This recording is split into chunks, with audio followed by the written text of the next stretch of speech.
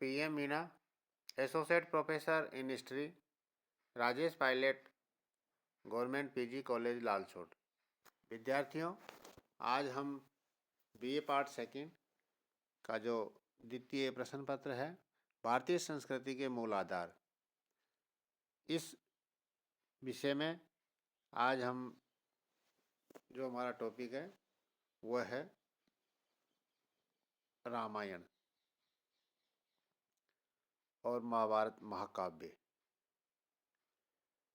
रामायण और महाभारत भारतवर्ष के दो प्रमुख एवं अत्यंत प्राचीन महाकाव्य हैं।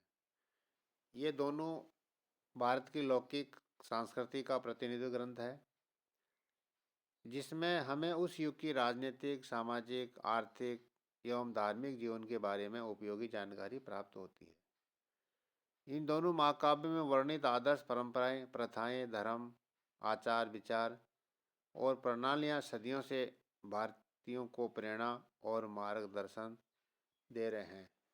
वास्तव में ये ग्रंथ हमारी सभ्यता और संस्कृति की अमर कृतियां हैं।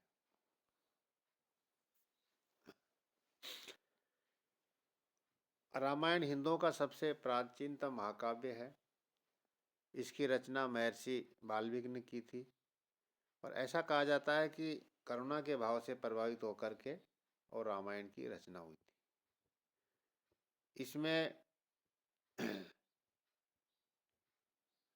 राम जो अयोध्या के राजा दशरथ के पुत्र थे, उनका इसमें विशेष केंद्र बिंदु मान करके और इस ग्रंथ की रचना की गई है। ये दशरथ के बड़े पुत्र थे और उत्तराधिकारी थे और दशरथ उन्हें अपना राज्य सौंपना भी चाहते थे, किंतु कैकेयी इसमें बाधा डाली। कैकेयी चाहती थी कि उसका पुत्र भरत अयोध्या का राजा हो, इसीलिए उन्होंने दशरथ से दो वरदान मांग करके, और पहला तो कि भरत को अयोध्या का राजा बनाया जाए और दूसरा राम को 14 वर्ष का वनवास दिया जाए। तो इस तरह से राम पिता के वचनों का पालन करते हुए पत्नी सीता और लक्ष्मण के साथ में वन में चले जाते हैं, किंतु भरत भी राज सिंहासन बैठने से इनकार कर दिया और राम को लाने के लिए वन में चले गए। किंतु जब राम ने मना कर दिया तो उनकी पादुकाएं लेकर वापस वो अयोध्या आते हैं और दशरथ राम के वियोग में प्राण त्याग देते हैं और 14 वर्ष के बाद में पुनः राम ही अयोध्या के राजा बनते हैं। इससे पहले वो जंगल में रह कर के अनेक कष्ट सहते हैं। राम की पत्नी सीता का रावण अपहरण कर लेता है और वो हनुमान और सुग्रीव की सहायता से एक वानर जाति के सहयोग से लंका पर आक्रमण करके और युद्ध में रावण को परास्त करके और सीता को लेकर वापस आते हैं। तो इस तरह से यह एक पूरी काव्य रूप में रामायण में इसकी रचना हुई है। जहाँ तक रामायण के काल का समय है, रामायण में जैन और बौद्ध धर्म के बारे में कोई जानकारी इनके अंदर नहीं मिलती है। तो इससे ये बात तो साफ होती है कि जो रामायण की रचना हुई है वो बौद्ध जैन यानी 6ठी शताब्दी ईसा पूर्व से पूर्व में ही इसकी रचना हो चुकी थी। रामायण का जो वर्तमान स्वरूप है उसमें लगभग 24,000 श्लोक हैं और 7 इसमें कांड उल्लेख मिलते हैं, जिसमें बालकांड है, अयोध्या कांड है, अरण्य कांड है, किष्किंधा कांड है, सुंदर कांड है और लंका कांड, उत्तराकांड। विद्वानों ने माना है कि मूलतः रामायण में केवल 5 कांड थे। बाल कांड और उत्तराकांड ये बाद के जोड़े हुए काल है। इन दोनों कांडों की शैली रचना बहुत से कथन अन्य कांडों में नहीं मिलते हैं। अयोध्या कांड से लेकर के और लंका कांड तक इन 5 कांडों में राम के को युग का महान पुरुष मानकर उसका वर्णन किया है, किंतु बालकांड और उत्तरकांड में राम को विष्णु का अवतार के रूप में प्रतिष्ठित किया गया है। तो इस तरह से ये दोनों कांड बाद के हैं। रामायण भारतीय संस्कृति का प्रतिनिधित्व करती है। इसमें उस युग की सामाजिक, आर्थिक, राजनीतिक, धार्मिक जीवन के बारे में हमें जानकारी देती है। रामायण में 2 भिन्न संस्कृति, आर्य और अनार्यों के बीच का जो संघर्ष का है उसका वर्णन भी हमें देखने को मिलता है। अनार्यों का संघर्ष का केंद्र लंका था। राम आर्य संस्कृति के प्रतिनिधि, रावण जो कि लंका के राजा थे वो अनार्य संस्कृति के प्रतिनिधि थे। राम में सत्य, नैतिकता, न्याय और उच्च कोटि के आदर्श दृष्टिगोचर होते हैं, जबकि रावण असत्य, अनैतिकता और बुराइयों को देखने को मिलती है। कवि ने इस संघर्ष में सत्य की असत्य पर, न्याय की अन्याय पर और नैतिकता की अनैतिकता पर विजय दिखाई गई है। कवि ने बताया कि दोनों संस्कृतियों के संघर्ष में आर्य संस्कृति का प्रतिनिधि राम को विजय प्राप्त होती है और जिसके परिणाम स्वरूप दक्षिणी भारत में आर्य संस्कृति की धाक जम गई। कवि ने इस महाकाव्य में आर्यों के जीवन को उच्चतम आदर्शों का वर्णन किया है। इसमें राम को आदर्श पिता, आदर्श राजा के रूप में प्रस्तुत किए। राम ने राजा होते हुए भी उस समय की बहुपति पत्नी प्रथा के स्थान पर केवल एक ही पत्नी की प्रथा को प्रोत्साहन दिया है। उन्होंने सीता के अतिरिक्त किसी दूसरी स्त्री से विवाह नहीं किया, जो एक राजा के लिए एक असाधारण सी बात थी।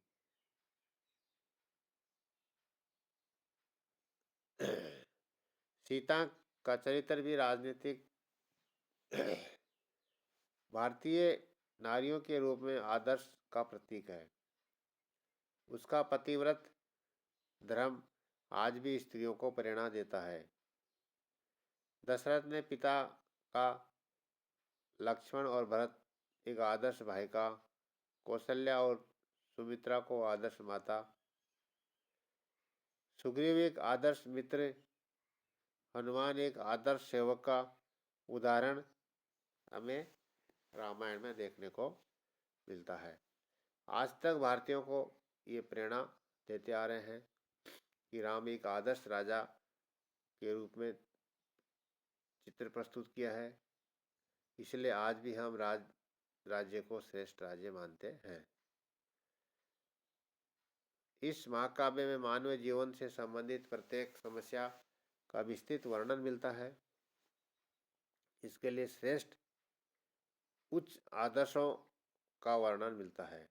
इससे स्पष्ट हो जाता है कि रामायण आज भी भारतीय पारिवारिक जीवन के लिए एक आदर्श पुनीत ग्रंथ है। सीता एक आदर्श स्त्री के रूप में, रामायण में सीता का चरित्र एक आदर्श स्त्री के रूप में चित्रित हुआ है, जो प्रत्येक काल में नारियों के लिए अनुकरणीय रहा है। आज भी हम सीता कठिन परिस्थितियों में उससे अपने पतिव्रत धर्म और कर्तव्य का पालन करती है। जब राम वन में जाते हैं तो वो उनके साथ जाती है, अनेक कष्ट झेलती है और पति की सेवा करती है। वह अपने देवर लक्ष्मण को पुत्रवत मानकर स्नेह देती है। जब रावण पंचवटी में उसका हरण कर लंका ले जाता है, तब भी वह अपने शील की रक्षा करती है। वह रावण को मारकर राम युद्ध में विजय प्राप्त करते हैं। तब सीता अग्नि परीक्षा देकर अपनी सतीत्व को सिद्ध करती है। रामायण का महत्व। साहित्यिक दृष्टि से रामायण एक उत्कृष्ट श्रेणी का महाकाव्य है। कुछ विद्वानों के अनुसार महाकाव्य में परिभाषित रामायण को आदर्श मानकर तय की गई है। साहित्यिक दृष्टिकोण से ये ग्रंथ बहुत ही बड़ा है। इसकी भाषा बहुत सरल है, शैली भावना के अनुरूप है। इसमें छंदों, रसों, अलंकारों का बहुत प्रयोग किया गया है। इसके अतिरिक्त वीर और करुणा रस का विशेष ध्यान दिया गया है।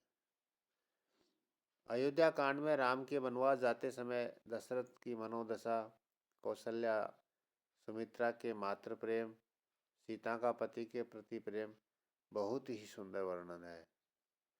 राम के लिए सुख और दुख एक समान है, क्योंकि जब वे राज सिंहासन के स्थान से वनवास जाते हैं तब उसे कोई दुख नहीं होता है। कौशल्या के कष्टों का इसमें बहुत ही मार्मिक वर्णन किया गया है। सौंदर्य की अनुभूति में यह महाकाव्य भी विशेष है। इसमें प्रकृति और नारी के सौंदर्य का बहुत ही सुंदर वर्णन है। किष्किंधा कांड में पंचवटी का मनोहर दृश्य, शरद और वर्षा ऋतु का बहुत ही बड़ा सुंदर और आकर्षक वर्णन किया गया है। लंका कांड में नारी सौंदर्य का अच्छा वर्णन है। हनुमान जब सीता को खोजने के लिए लंका गए तो उन्होंने वहाँ की अनेक सुंदर स्त्रियों को देखा। उनके अंग प्रत्यंगों तथा चेष्टाओं को आकर्षण वर्णन लंका कांड में मिलता है। नारी सौंदर्य का सर्वाधिक आकर्षण वर्णन सुंदर कांड में मिलता है। इस प्रकार रामायण काव्य कला का एक सुंदर उदाहरण है। ऐतिहासिक महत्व है।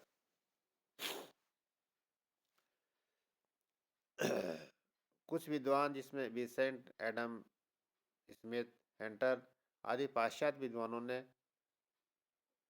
रामायण को केवल साहित्य ग्रंथ माना है, ऐतिहासिक नहीं। उनके अनुसार लोकगीतों और लोक कथाओं में रामायण का जन्म हुआ है, लेकिन ये मत सही प्रतीत नहीं होता है, क्योंकि आधुनिक उत्खनन कार्यों से ये स्पष्ट हो गया कि प्राचीन काल में अयोध्या और जनकपुरी आदि नगर विद्यमान थे। इन सब स्थानों पर प्राचीन भारतीय सभ्यता के अवशेष प्राप्त हुए हैं। इस आधार पर विद्वानों ने माना है कि रामायण का ऐतिहासिक दृष्टिकोण से काफ़ी महत्वपूर्ण है। इसके पात्र ऐतिहासिक है और इसमें वर्णित घटनाएं अवश्य ही घटित हुई है। ये बात सत्य है कि वीरता पूर्वक कार्य